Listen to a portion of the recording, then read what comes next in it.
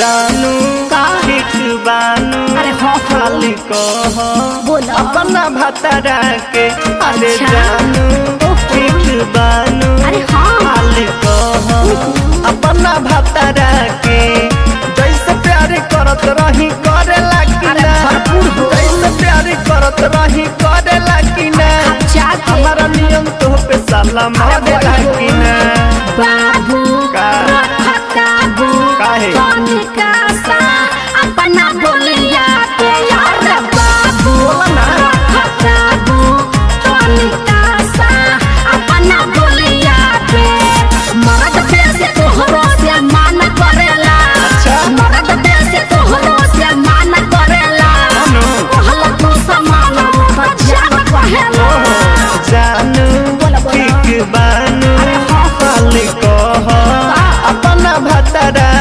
के ओहो बिल्कुल चिपको आसु बड़ा अरे हटा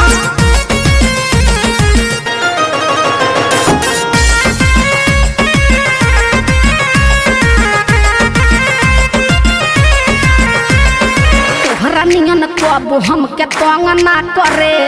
बैल बरुआ जिंदगी में रंग ना भरे अरे बड़ा निक लागता हो का बुझला अरे बेले नहीं है पियावा नो करहिया मिलल बा देखल बानी हमारे से करिया मिलल बा होता काहे